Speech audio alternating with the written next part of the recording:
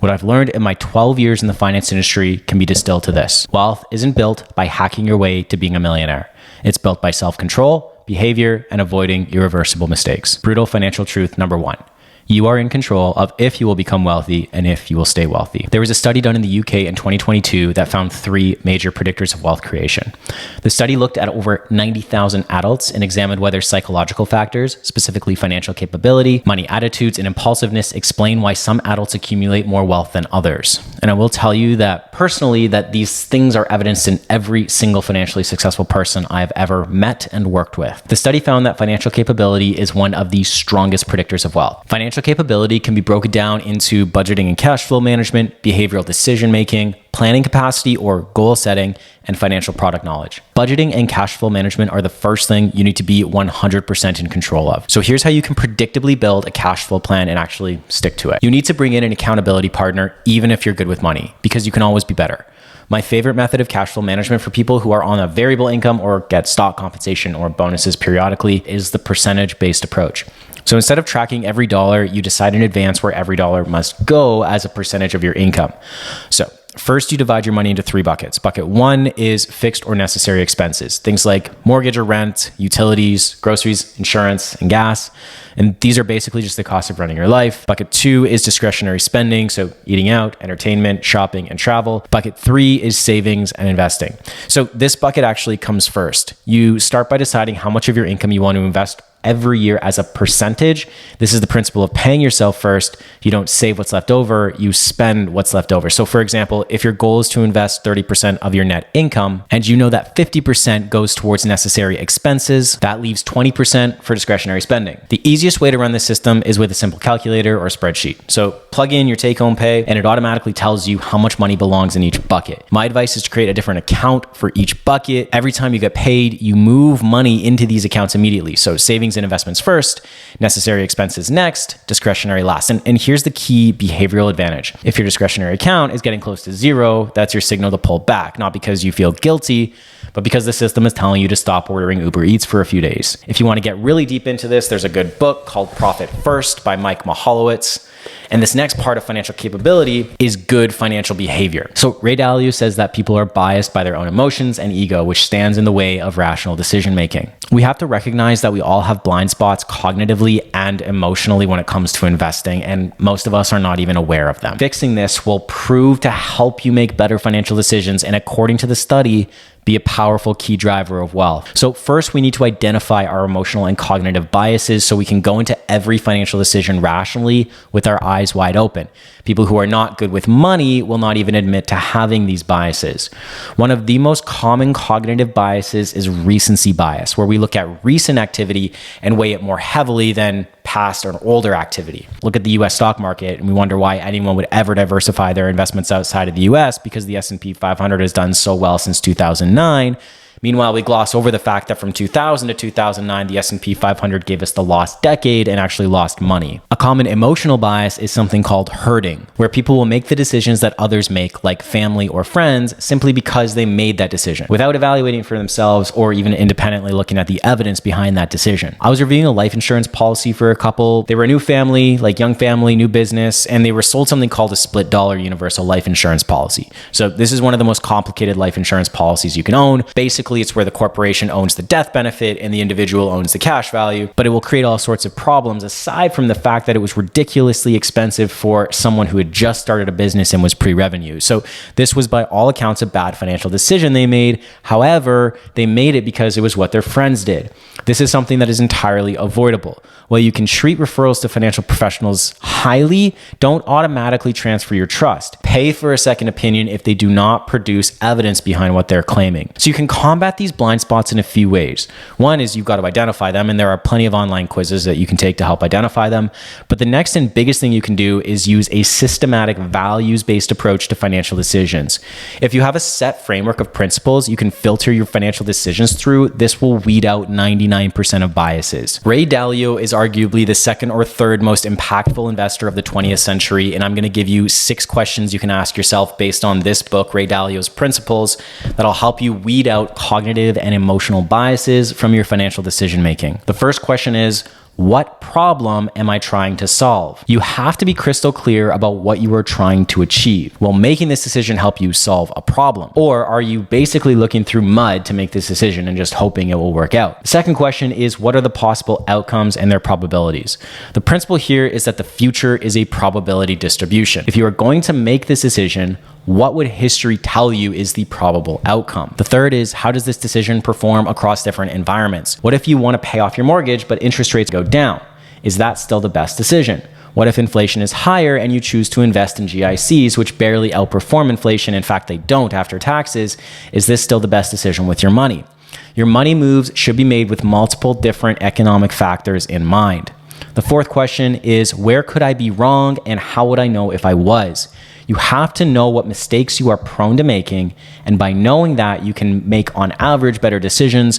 So running this through a third party is actually really helpful here to help identify these blind spots. The fifth question is, if I were prevented from discussing this decision with friends and family for 10 years, would I do it? As Dalio says, ego and blind spot barriers are the biggest threat to decision making. If you can't imagine making a boring financial decision, you likely aren't making good financial decisions. The sixth question, is the upside meaningfully larger than the downside, and could failure cause permanent financial damage?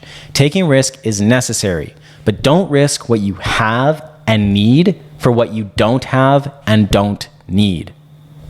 Next, the study looks at planning, goal setting, and forward thinking. Warren Buffett famously said, "Someone is sitting in the shade today because someone planted a tree a long time ago." How can you set financial goals and stick to them? How can you plant that tree today so you can sit in its shade in 20 to 30 years? One of the most impactful books I've read on setting goals is The 4 Disciplines of Execution. The authors run through the 40X method of goal setting, and I'm going to explain that to you here. The first thing you have to do is set up a wildly important goal or a WIG. It needs to be singular and achievable. This can be anything from starting an emergency savings account to investing $500,000 this year. But in order to set goals that stick, you need to ensure that your goal is specific, measurable, achievable, relevant, and time-bound. This is called a SMART goal. An example of this would be, by July 1st of 2026, I'll have created a full financial plan that shows me how much I need to be saving every month in order to meet my long-term retirement and education goals for my kids. Or by December of 2026, I'll have successfully put 15% of my net income into savings by reducing my discretionary expenses by 5% and creating an automatic savings plan every payday. These are examples of SMART goals.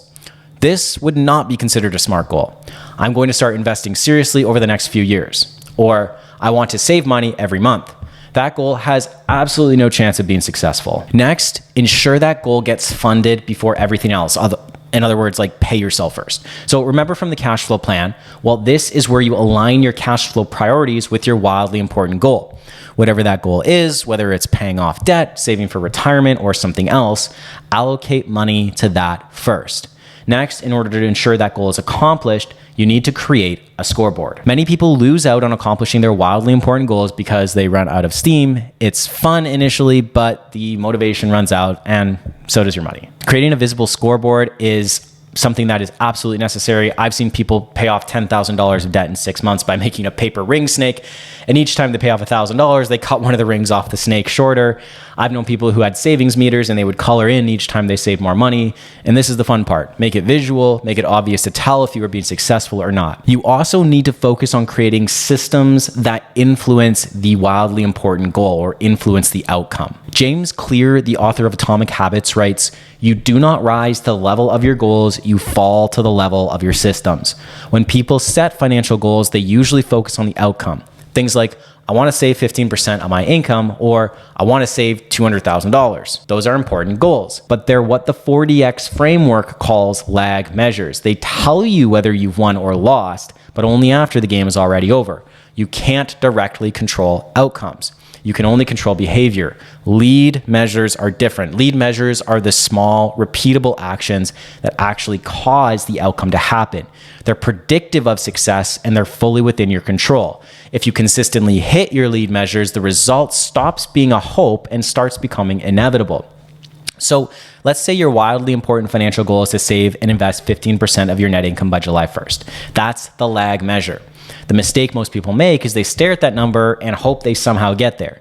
The people who actually succeed reverse engineer it into behaviors. The first lead measure is automation. Every time you get paid, within 24 hours, a fixed dollar amount gets moved automatically into your savings and investment accounts.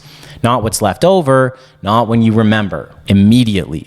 If that transfer happens every paycheck, the outcome takes care of itself. You're no longer relying on motivation or discipline, you're relying on systems. The second lead measure is controlling discretionary spending in a way that's specific. Not, I'll spend less, but something concrete. For example, limiting eating out to no more than 2 meals per week. That one behavior alone frees up hundreds of dollars a month in cash flow. And it does it without requiring you to track every single dollar or feel guilty about spending. The third lead measure is accountability. Once per week, for 10 minutes, you review your cash flow and your progress with an accountability partner. You look at the scoreboard together. People don't fail financially because they don't know what to do. They fail because no one is watching the process. Visibility changes behavior, and accountability keeps small mistakes from turning into big ones. When you put these lead measures together, something important happens. The goal stops feeling abstract. Saving 15% of your income no longer depends on willpower, perfect months, or constant self-control. It becomes the natural byproduct of a system that's working in the background. Lag measures tell you what happened. Lead measures tell you whether success is already baked in. And if you focus on the lead measures, the results stop being optional. The last step is finding an accountability partner and keeping track of your important financial goal. Benjamin Graham, Warren Buffett's mentor, said that the investor's chief problem and even his worst enemy is likely to be himself.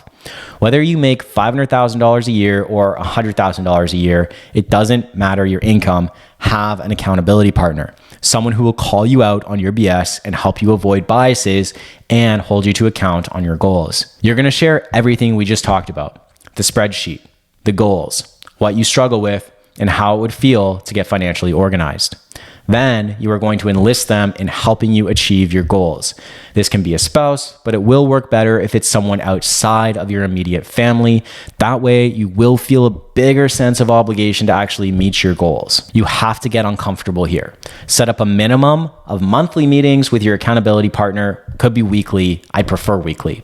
If you have your spouse and your accountability partner is someone other than your spouse, meet with your spouse weekly to update the scoreboard.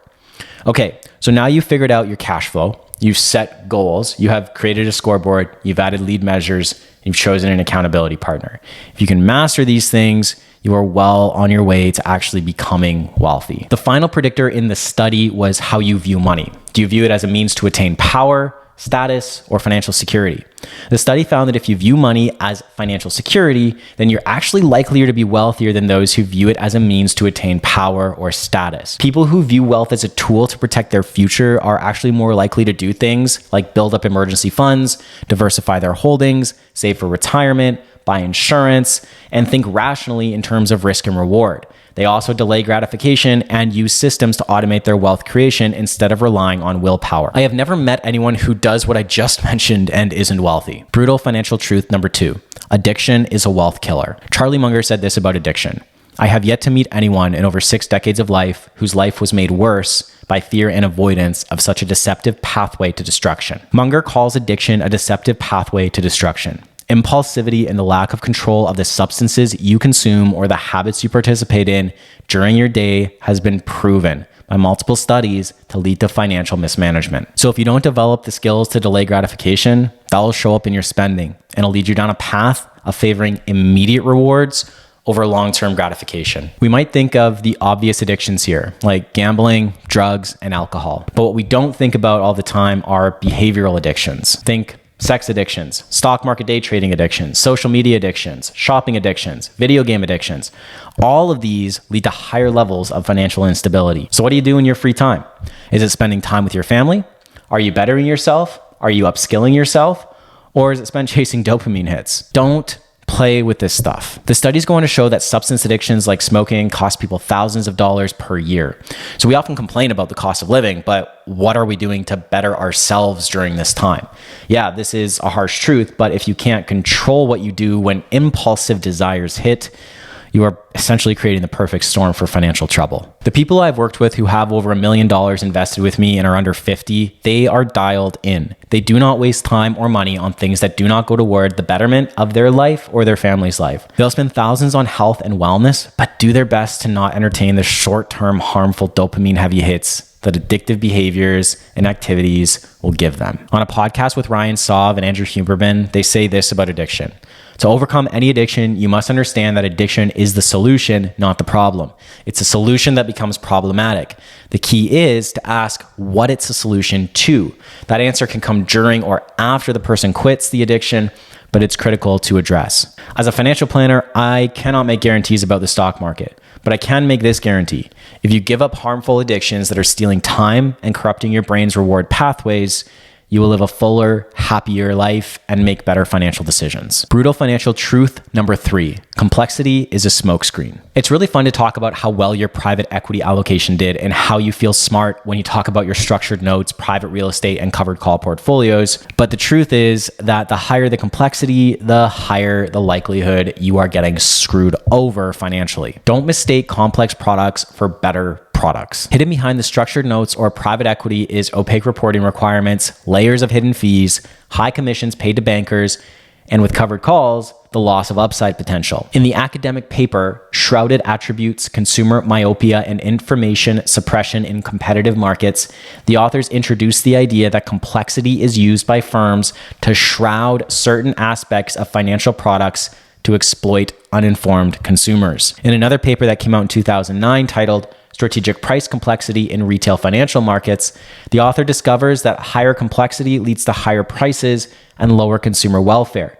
They go on to model out how firms increase price complexity to reduce consumer comparison. If there is nothing to compare your product to, you won't really have a benchmark. So these are intentional moves designed to make you feel stupid for not trusting the financial institutions with your money, while they take much more of it than you should be paying them, all while most likely underperforming what you could have done with a simple, disciplined investment approach. Brutal financial truth number 4, taxes matter more than you think. Warren Buffett says, "I'm proud to pay my taxes, but I don't want to pay more than I owe." Taxes made up more than 42% of the average Canadian's expenses in 2024 and are the single largest expense that Canadians will have over the course of a year. Turning a blind eye to this will be a huge detriment to your wealth creation journey. This is where strategic use of RSPs, tax-free savings accounts, corporate investment portfolios, RESPs, and other registered plans come into play.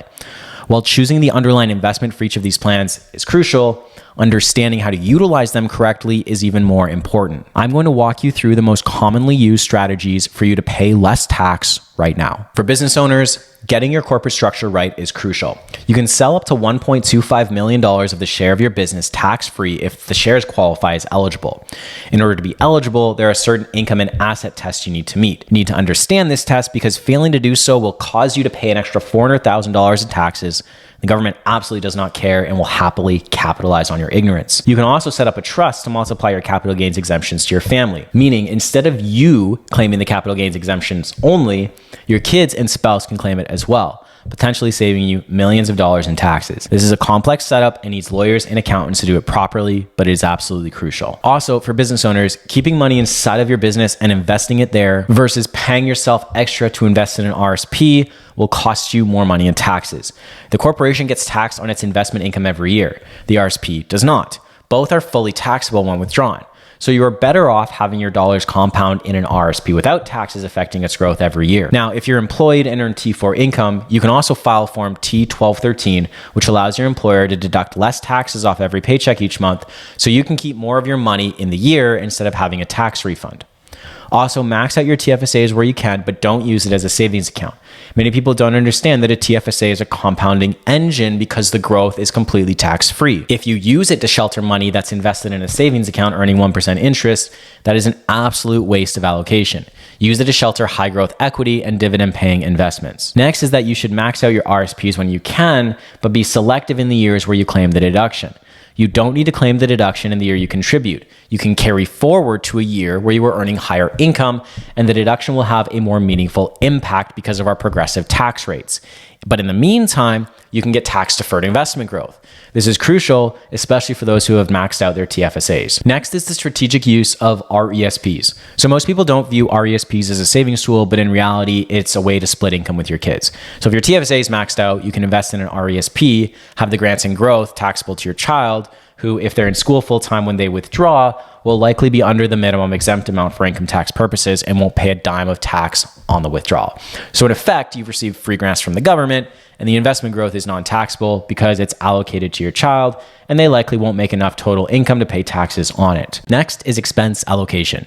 Once you've maxed out your registered investment plans, any other investment you make outside of the registered plans will cause the growth to be taxable. If you're married and your spouse makes significantly less money than you do, like for example, you make $250,000 and your spouse makes $60,000, it would be beneficial for your spouse to own the taxable investments because there would be lower tax on the growth. The problem is you can't just give them the money, or else the government will attribute the growth back to you anyways, and it'll be taxed at the highest marginal tax rate. With this strategy, instead, you, the high earner, will pay all the household expenses, the TFSA contributions, your RRSP contribution, and then a spousal RRSP contribution for your spouse.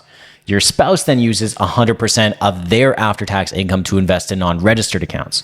This way, you're not giving them the money, there is no attribution, and the growth will be taxed in their name only. This is a fantastic strategy that just requires you track where your paychecks are deposited to and where your expenses are paid from. There are many more tax strategies that people employ, but you need to be educated on legal ways to pay less tax. This is something you should take ownership of instead of just throwing your hands in the air saying it's too complicated. Brutal financial truth number 5.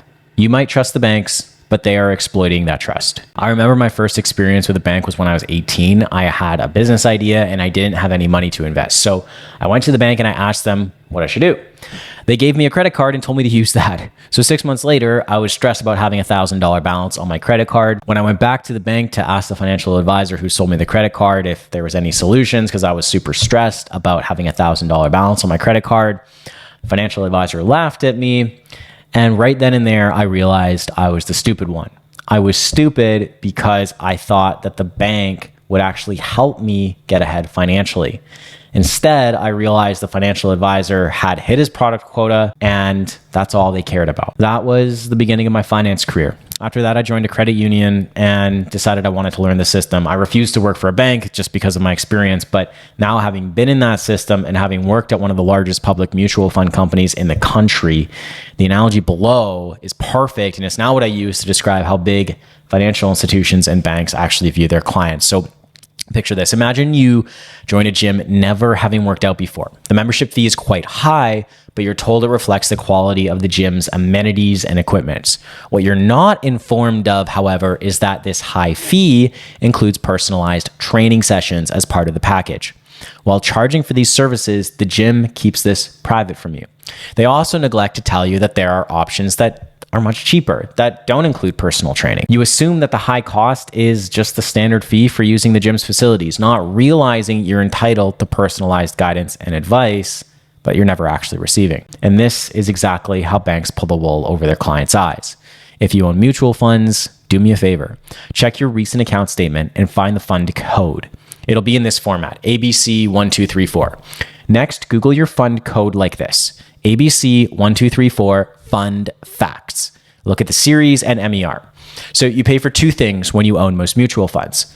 Number one is the product, that's the MER, and then there's the person, that's the advisory fee. If you own A-series mutual funds, this advisory fee and product fee is all combined into one. If you own F-series mutual funds, then they divide them into two categories. The MER is just for the investment fund, and then the advisory fee is separate.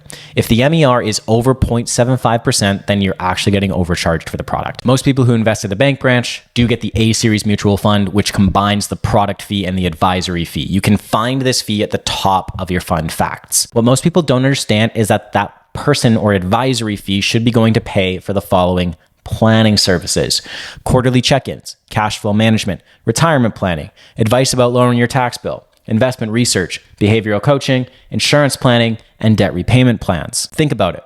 1% of what you are getting charged for dealing with the banks is not going to pay for the product. It is there to pay for advice.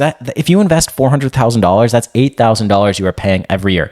$4,000 for the product, $4,000 for the advisor. So what did your bank advisor do for that money?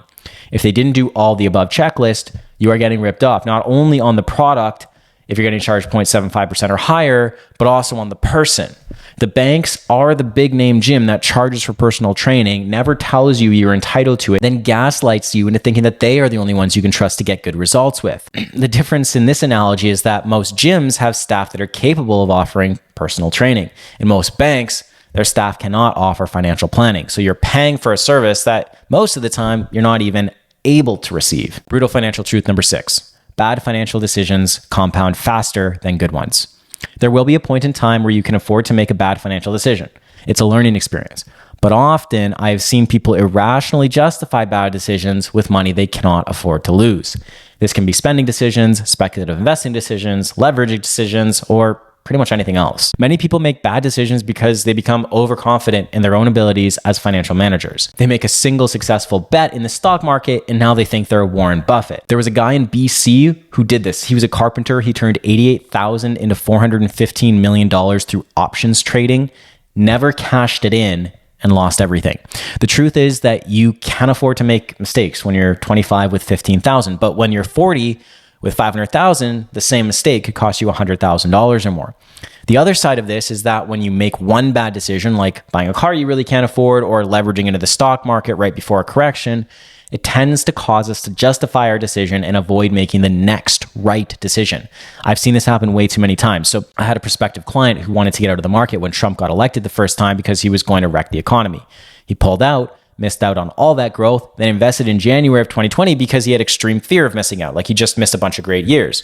Well, we know in March of that year, the stock market collapsed by 30%. He got too scared, withdrew all his money, missed out on the subsequent recovery. The opportunity cost lost plus the negative return when he did invest again was too much for him.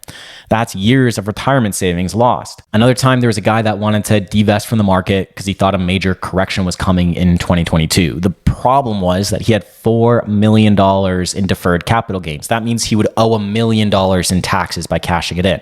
So instead of protecting his positions, he cashed out. The market went up 10% and he owed $1 million in taxes and lost in on about $800,000 worth of growth in his portfolio. All in all, that was a $1.8 million loss on a gut feeling. This is where it pays to have a qualified financial advisor. One of the biggest value adds I give to my clients is helping them avoid making expensive mistakes. But many of us men specifically focus on the idea that because advisory fees reduce investment returns, it's better to DIY. But then they overlook their own behaviors that reduce returns. So there's a study that examined gender differences and biases in investing between men and women, and they uncovered a pretty substantial difference between how men and women approach investing that leads to a large difference in returns. So the study looked at a random sample of about 35,000 people in the US and found that, number one, men trade more than women, reducing their returns by almost 1% per year. Number two, frequent trading reduces returns, which men are much more likely to do. Number three, men are more prone to overconfidence, leaving them thinking they know more about investing than they actually do. Number four, single men trade on average 67% more than single women. Number five, single men underperform by about 1.4% more than single women due to frequent trading and overconfidence.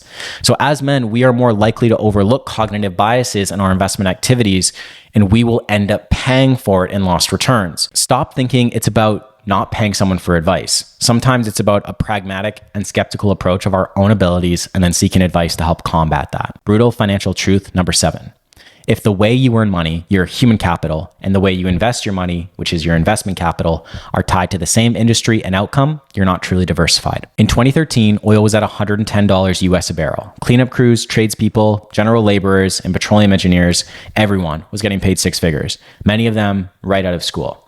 Overtime was unlimited, bonuses were being handed out like candy, and you'd be stupid if you thought this would ever end. So I was working in the credit union at the time in Saskatchewan as a financial advisor, and a large number of the people I worked with in the oil industry were also heavily invested in oil through their pensions and brokerage accounts. So their paychecks were from oil, their stocks were in oil and gas, and their lifestyle or financing was built around the assumption that the money would never stop. 2014 rolled around and the price of oil plummeted from $110 US a barrel to just about $25 a barrel by 2015. With that, oil stocks plummeted, jobs vanished, and without government intervention, it's estimated that the total impact on our GDP would have been 2% if the government hadn't stepped in and lowered interest rates to historically low levels in 2015. Now, this helped the economy deal with the shock, but created all sorts of other problems I'm not going to talk about in this video.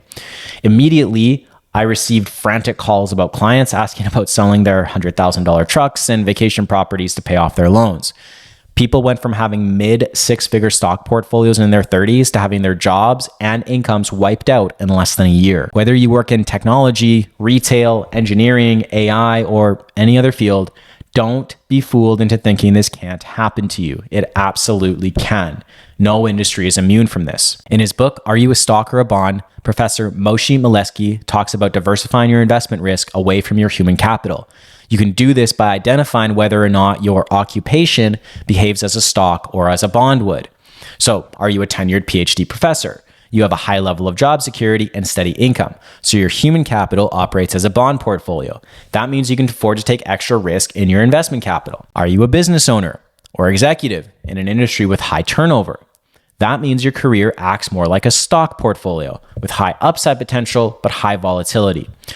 This means that you should probably take less risk in your investment portfolio and use your higher income years to compensate for potentially lower overall returns. I was talking to a successful business owner in his 40s a number of years ago. He had about a $40 million net worth. And one of the things he told me that stuck with me and something I advise my high net worth clients on today is this. He knew that at any moment in time, his businesses could collapse. So as he was getting more successful, he diversified his investment capital into safe investments. He set himself up for financial security in his 30s so that if his businesses failed, his family would still be set for life. This also allowed him to take maximum risk in his business moving forward. This is one of the most important financial concepts to grasp because this goes to preserving wealth, not just creating it. Creating wealth is only half the battle. Preserving it, once it's created, is just as important. By the way, if this video is valuable for you, share this with people. If you're someone who took at least one thing away from this video, I'm talking to you specifically. I am making this content for you. So please share this so I know this is what you want to see.